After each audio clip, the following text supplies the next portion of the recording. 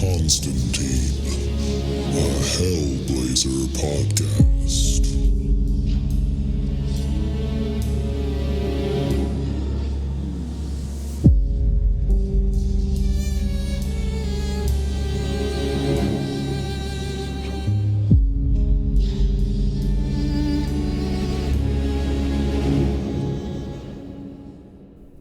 Hey there, everybody, and welcome back. Before we get into the episode, just want to let you know that this is the free version of the podcast, and all that means is that we are way behind where I'm at in Patreon. So if you are loving this podcast and you need more John Constantine in your life, definitely go check us out at patreon.com/planes, trains, and comic books and sign up for the Hellblazer tier, where you'll get access to the entire Hellblazer library that I've recorded so far.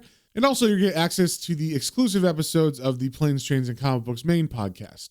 So if any of that sounds good to you, definitely go over to patreon.com/planes, trains, and comic books, all one word, and sign up there. And with that out of the way, let's get into the issue. Today we are reading Hellblazer number 72, and just a little catch up on what's been going on in the last couple issues.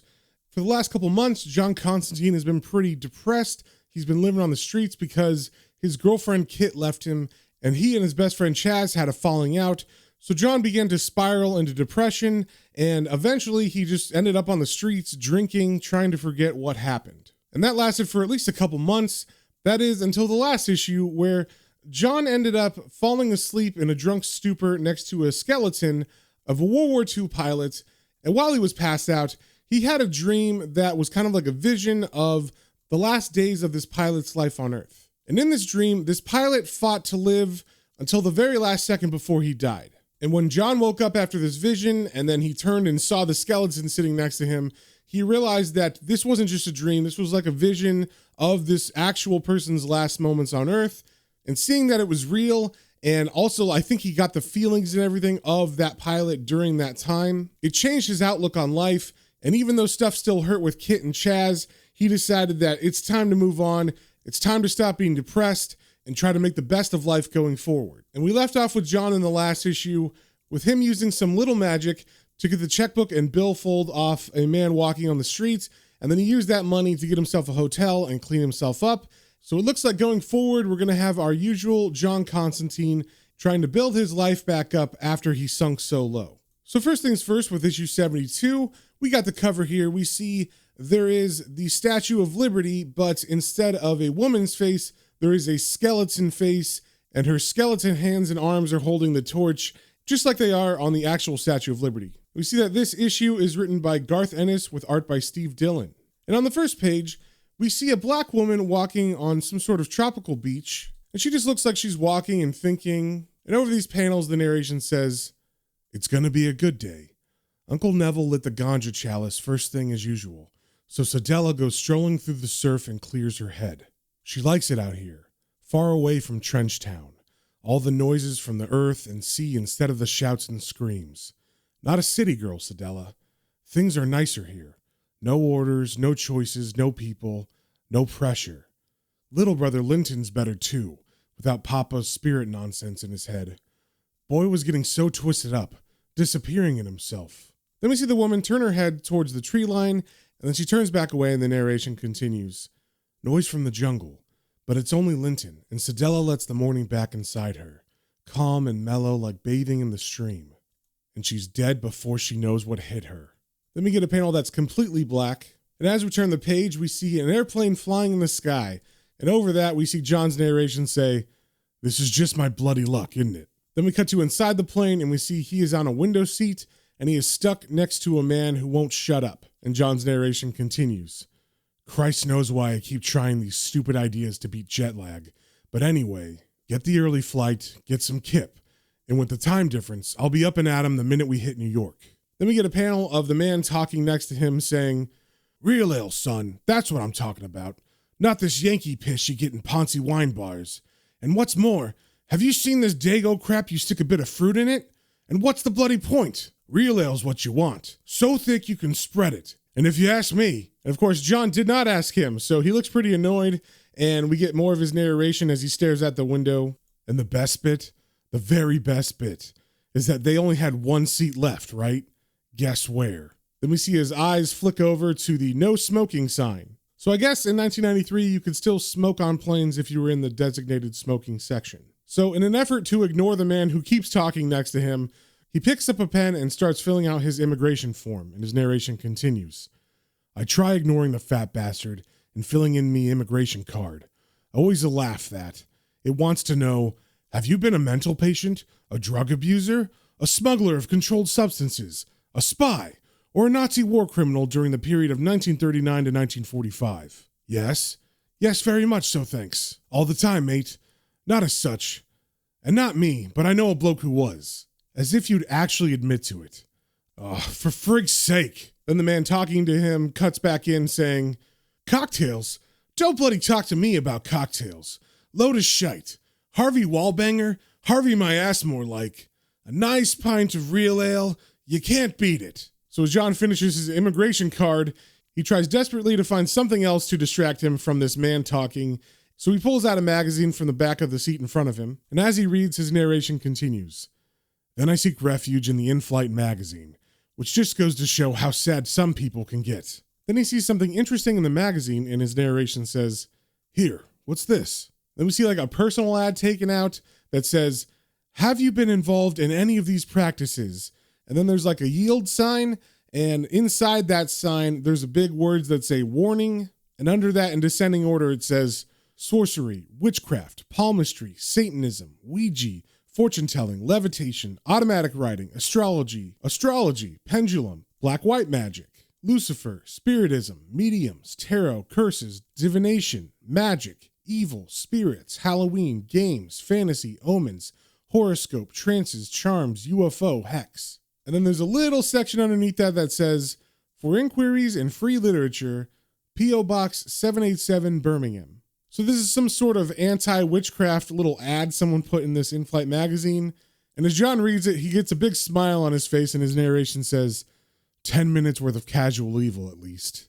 Then we see him pull out a notepad and he writes, Dear Sir, I was on holiday in the United States when I noticed your advertisement. I too am increasingly concerned about the rise of dark satanic powers in modern society, both in the areas you have identified and by more sinister underhanded methods like rock and roll music and acid house parties. Please send me your anti-black magic action pack as soon as possible. I am particularly concerned about the devilfish you mentioned and the horrors of automatic writing. Last year, a fellow student at my college attended a tarot reading. I am sure that with your action pack, I can prevent such foolishness in the future. I enclosed a stamp and self-addressed envelope. Yours sincerely, Nigel Archer. And if you don't remember who Nigel is, he is like the communist magic friend that John has that was like helping him out during the Royal Blood storyline. So basically, he's just messing with his friend and sending his address to this mailing list. Then John tears the page out of the notebook and his narration says, Mustn't forget to post this. Frig me. Better be careful of those various alternative therapies. Then the man next to him, who won't shut up, starts to stand up, and as he does, he's saying, Had a pint back in the departure lounge. You call that strong ale? I've had stronger glasses of baby shim. Oh well, I'm off for a shit. Back soon. And as the man stands, John says, Brave man. And as he says this, John has a big smile on his face, so you know he's up to something. And as the man gives him a questioning look, John continues, If you're willing to trust these airplane Kazis, mate, you're a better man than I am. And the guy, still confused, asks, What do you mean? And John continues, Well, thereby hangs a bit of a tale. This bloke I heard about, right? They hushed this up, but they always do, you know what I mean? He's on this jumbo jet, and he goes for a crap, and suddenly, whoosh! And the man looks kind of scared and says, Whoosh? And John continues, Yeah, bloody Aerobog goes apeshit and sucks his guts out through his arsehole. And the man, beginning to look terrified, says, You're not. And John cuts him off, saying, No word of a lie, Squire. Then he continues his story. There's this plane bombing along with 20 foot of intestine hanging out the back, and on the end of it, the little sphincter's still snapping away like a billy-o. Had to stuff it all back up him with a pointy stick, I heard. Still, it's your arse, mate. Best of luck. Then the now terrified man decides he's not going to use the restroom, and we get a panel of him trying to hold it dearly like he really had to go, but that story made it so he's definitely not going to. And because he's concentrating so hard on not going to the restroom, he's not talking anymore, and John smiles as he looks out the window and his narration says, He's a lamb after that. No trouble at all. And I doze off watching the stewardess's tits. Then we cut to John walking the streets of New York, New York. So if you didn't guess from the cover, obviously John is visiting America in this issue. So as John buys a hot dog from a hot dog vendor on the street, his narration says, I love this place. Maybe that's why I chose it to take a breather in. I don't know. Maybe it's just because I'm an outsider. But this town really picks you up and sends you down a lunatic staircase, and you reach out and grab whatever it'll give you. It's too big to be real. And as John finishes his hot dog, he looks up at all the skyscrapers and his narration continues. It's too big to be real. The sun bounces off these great glass ladders built to heaven, and you're nothing one minute, and the next you're a giant in a world built specially for you. It sings to you. It laughs at you. It whispers lies you want so badly to believe more than anything else. And this is really why I came here. It's something new. And as he walks, we see him pass a homeless man whose sign says, Navajo Indians, please help, I want to go home. But John doesn't really take notice of him, and he pulls out a cigarette and lights it, and as he does, the narration continues. I haven't the words to describe it, so what the hell? I'll just use someone else's. In Manhattan's desert twilight, in the depth of afternoon, we stepped hand in hand down Broadway, like the first man on the moon, and the blackbird broke the silence, as you whistled it so sweet. And in Brendan Behan's footsteps, I danced up and down the street. And those are actually song lyrics from the band The Pogue and the song Thousands Are Sailing. And we see on this page, as John smiles looking at New York, that the name of this issue is Damnation's Flame Part 1, Brave New World. As we turn the page, we see John is continuing to hum the Pogue song, and then he's walking into a bar and restaurant called the Blarney Stone. And as he enters, we see the man who's tending bar talking to someone else, and then that man turns and sees John enter and says, Hello, John. And John looks up surprised and says, You remember me? It was 10 years since I was in here. And the man reaches out and shakes John's hand and says, Oh yeah, what'll it be? And John smiles, and then he sits at the bar and he says, Pint of Mick, sorry. Because he doesn't remember the bartender's name, so the bartender waves it off and says, Peter, you on holiday? Then he hands John a full pint, and as John's about to drink it, he says, Yeah, that's bloody incredible, you still knowing me after all this time. And as John downs his pint, Peter says, You were in the back room with a couple of fellas. A big lad from Dublin, Brendan. And then he sees John finish his pint really quickly, so he fills another glass and hands it to John as John finishes, and he says, Needed that, huh? Here you are. Don't worry about it. Welcome back. And as we turn the page, we cut to them a while later, and the bartender Peter is saying, And the trouble with St. Pat's is all the amateur friggin' drinkers come up and get stupid on a pint and a half. Oh, you wouldn't believe it. And John cuts in, These kiss me I'm Irish lot? And Peter answers, Yeah, kiss me I'm Irish. I'll put me boot up your arse, you're Irish. Kids, you know, frickin' yuppies and all. Excuse me. And as Peter goes to help another customer, John looks around and he lights a cigarette and sees all the happy people drinking, and his narration says, I could happily stay here for the rest of me natural, says the man on the 8th pint. 1983. Me, Brendan, Cox, Carlotti, and Scurv the elephant handler, all sitting in the back there, pissed as farts, and hoping the Duke's ghost would forgive us. Brendan skids his elbow on Carlotti's puke and says, looking round with an Irish bullshitter's squint, Oh, John, it's not Ireland, is it? But it's Irish enough that they don't have to be American. Sure would know how if they did. And isn't that what everyone wants to take to the future anyway? Just the good bits of the past? And then John smiles to himself as he thinks about this conversation he had with Brendan, and his narration says, Brendan, I said, never a truer word spoken. You're round. Then we see Peter the bartender walk up to John with a full bottle, and he says, Shots? And John looks at him with a smile and says, I'm game. And as we turn the page, we cut to the outside of a very tall building, and we hear someone say, Not funny. Then we cut to the inside, and we see two people talking, one of whom we have seen before. And that person we haven't seen for a while. In fact, it was the last time John was in New York, which is from issue 2 of Hellblazer. And this is the same person that he met in that issue, who is named Papa Midnight. And John and him have a long sordid past that we never really got to know about before. We just know that they're kind of competing magicians who don't like each other, and that John likes pushing the buttons of Papa Midnight, and he gets a kick out of making him angry. We also know that Papa Midnight is a different kind of magician than John is. He's more into the Haitian or voodoo magic. And he actually owns this very tall building. And on the first floor, there's a nightclub, but there's a bunch of other shady stuff as you go down into the basement levels. And he was the one who said not funny. And as we cut to the inside, we see he is talking to a skinny white man. And the white man's saying, "Who's friggin' joking, Midnight? I saw the bastard myself, okay? You think I'm gonna forget him? Wake the frig up, all right? Jesus Christ." And Midnight replies, "Zirki, it has been a long uphill struggle, has it not? From orphan to catamite to fully fledged piece of excrement. Not so much a man as a smear.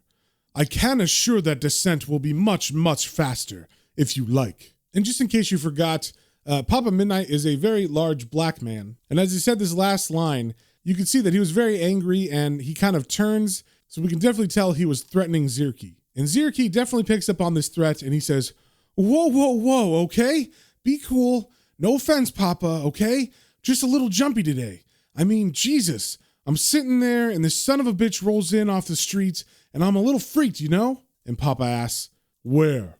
And Zirki replies, "Bar on 32nd, near the garden." And Papa asks, "No doubt?" And Zirki, who's getting more and more nervous throughout this conversation, answers saying, "Hey, look, raincoat, suit and tie, chain smoking them shitty British cigarettes and that friggin' unbelievable accent. Who does that sound like to you?" And Papa Midnight asks, "Why didn't he recognize you?" And then Zirki gets a big smile on his face and says, "That's the thing, Papa. That's the friggin' thing. He's changed. Shit, changed? He's a regular wimp. In he comes, right? And he looks at me and I crap my pants. And then I see he's looking clean through me. I ain't changed jack shit about me since '83. And I'm the guy who stuck the gauge up Cox's ass and covered Constantine's stupid coat and guts. And he didn't friggin' realize. Not once. It gets better. He's sitting there talking about friggin' Dublin with the old guy at the bar. I wait 2 hours, and he's talking like some asshole fresh off the boat. No sinister shit, no shady mothers showing up. So you know what I do?" And Papa Midnight sarcastically says, "Enthrall me." And Zirki continues with a very shit-eating grin on his face, and he says, "I stick a Marlboro in my mouth, and I walk up to him, and the prick gives me a frickin' light." And Papa Midnight, whose patience is wearing thin, says, And Zirki continues, "And I walk out, no problem. I'm telling you, Papa, he's lost it." And finally, Papa's very happy that the story's over, and he says, "You have delighted me long enough, Zirki." So Zirki takes the hint and he begins to walk out, and as he does, he says, Right, yeah. Give me a call and he just leaves it there because he realizes that Papa does not want to hear his voice anymore. So he just stops talking and walks out of the room. And after he leaves, Papa Midnight turns around to the little altar that's in his office where there's 2 candles burning, and in between the 2 candles, there is the skull of his sister, who I believe is supposed to be the woman named Cadella who was on the first page of this issue, which, looking back on that, now insinuates that he, the little brother, killed her on the beach so that he could use her for his magic. So as Papa turns to his sister's skull, he says, "If it were true, if..." And he doesn't finish his sentence. He actually walks over to his sister's skull and picks it up, and he looks it directly in the eyes and he says, "Open your eyes, sister. Tell me, can I take him on a walk through hell?" And as he says this last line, he gets a very sinister look on his face. Then we turn the page and we cut to John walking out of the bar, and John is asking him if they're on for tomorrow night, and Peter's saying, yeah, he's on at 4. And as John walks down the street, he passes another homeless man that's sitting on the ground. And this person is wearing sunglasses as if they're blind, and as John walks by him, the man removes the glasses and we see his eyes are completely removed, but not just his eyes. The skin around his eyes is completely pulled back as if it was torn off.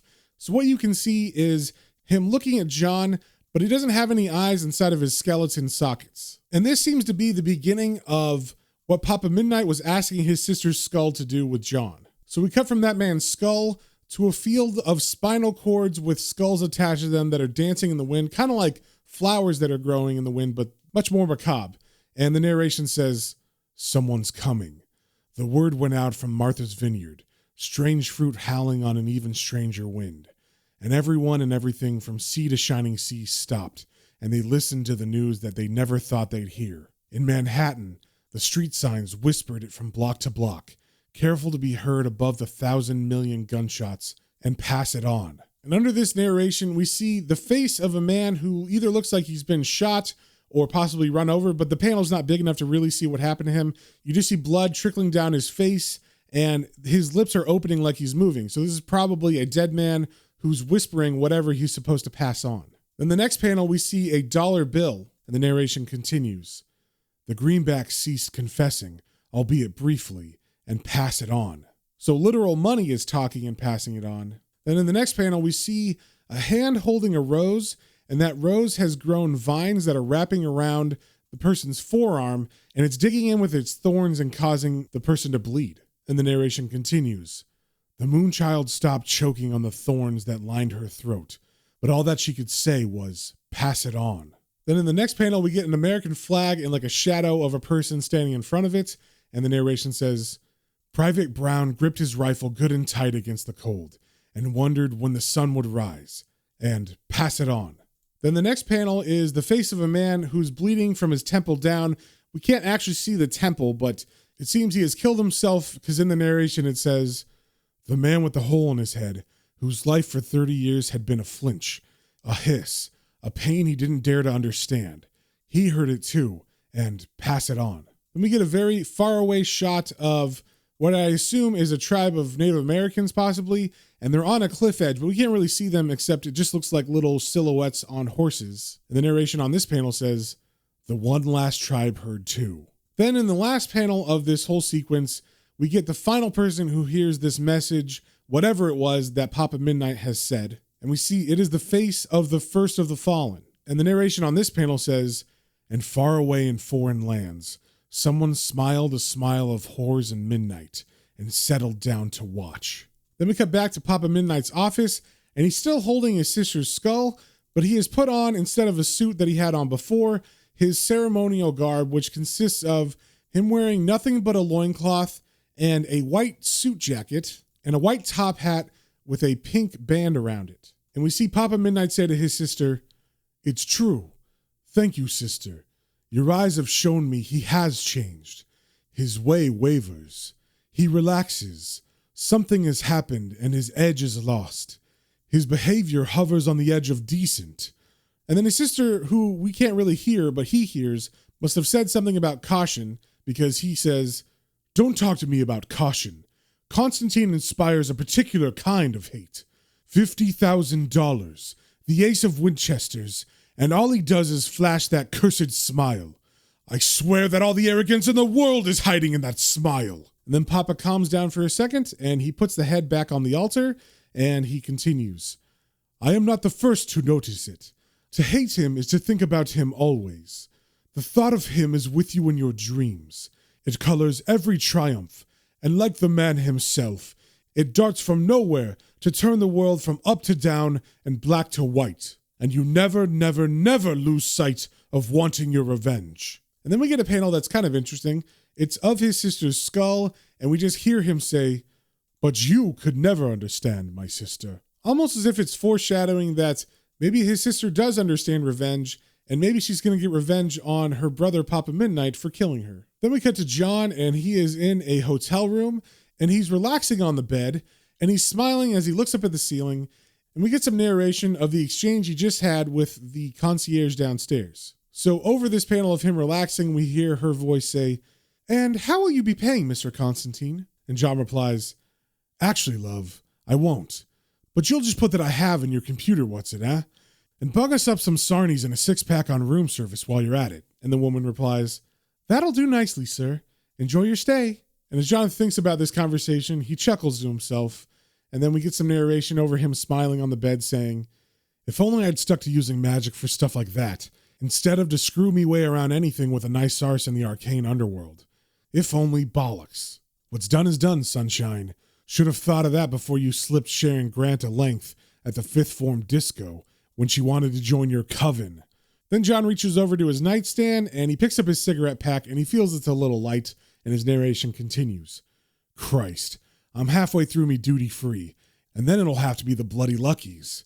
Be getting lung cancer at this rate, you mark my words. So he stands up and pulls out a cigarette and lights it, and his narration continues. Through last year down the bog. Once Kit walked out, Jesus, what a useless bastard. Crawling around the streets and drinking horse piss. Wanker. Better get me arse and gear then. Soon as this little rest breaks over, it's straight home and back in the saddle, 'cause that frigger down in hell won't be wasting any time. Anyway, it's 4:00. Time for a pint. So John grabs his coat, and he goes down to walk to the bar to meet Peter. And as we turn the page, we cut to John in the bar already with a pint, and he's talking to Peter behind the bar, and Peter's saying, "There's a place in Queens that does the best Guinness I ever tasted. But other than that, I wouldn't touch it. Doesn't travel. Ever tried the Jamaican stuff?" And as John takes a sip of his pint, he says, And then we cut to a panel of Peter still talking to him, but behind him, we see Papa Midnight standing behind Peter in his ceremonial garb, and I think he's just kind of astral projecting there. John doesn't see him, Peter doesn't notice him, and Papa Midnight says, "Oh yes, you have, Englishman. Just now in your beer, in fact. And you didn't even notice it go down, did you?" And as John finishes his drink, all of a sudden he gets kind of dizzy and he holds his head, and Papa Midnight continues, "You have fallen very, very far to be so malleable. You are going witch-walking, Constantine." And with that last line, Papa Midnight disappears, and it seems he's definitely cast some sort of spell on John, because John gets kind of dizzy and he leans back, and Pete asks, "You all right?" And John says, "Yeah, I just thought, sod it." So it seems maybe John did pick up on something, but I guess because he's so rusty and having been out of the game so long, and now he's kind of on vacation, so he's not expecting to be attacked. He just lights another cigarette and decides to ignore it. Then we cut to a little while later as John talks to another man at the bar, and he's saying, "To tell you the truth, mate, I doubt the bloody thing will make money." And the man says to John, "Hey, we'll at least clean up on the advertising." And John replies, "No one's going to watch it. Look, Americans don't like football, soccer even, because there's not enough breaks and no chance of the odd maiming. And anyway, all the Irish reporters will get stopped at immigration, won't they?" And the man he's talking to begins to laugh very hard as John pretends to be an Irish football supporter trying to get through immigration in America. So he mocks, "Look, I'm an Irish football fan." And John pretends to be the immigration officer saying, "My ass, no green card. Shit, you mix will try anything." And as the man continues to laugh very hard at this impression, John gets another feeling that washes over him, and it makes him close his eyes. And when he opens them next, he's staring at the wall behind the bar where all the bottles are, and then he focuses on one bottle, and inside that bottle, he sees the headless body of a white woman floating. And John doesn't take his eyes off the bottle as he says, "You see that?" Then he looks around suspiciously, and the man he was talking to has stopped laughing, and he's looking at John with concern, and he says, "You okay?" And still looking at the man, John begins to bring his pint up to his mouth, and he says, I think I'm... But he stops as he looks down at his pint glass, and the hand that he's holding the glass with is a skeleton's hand. So he freaks out and screams, and then all of a sudden, the skeleton hand breaks apart, and the glass falls down to the bar. Then we cut to a panel of the bartender Pete and the man John was talking to, looking very confused at John as he stares at his actual fleshy hand. So it seems John is having some kind of visions, and Pete is asking him, John, what's the matter with you?" But John is still having his visions, even though they don't see it, and the man next to him says, "Uh-oh, hey, I found a corpse in the alley this morning.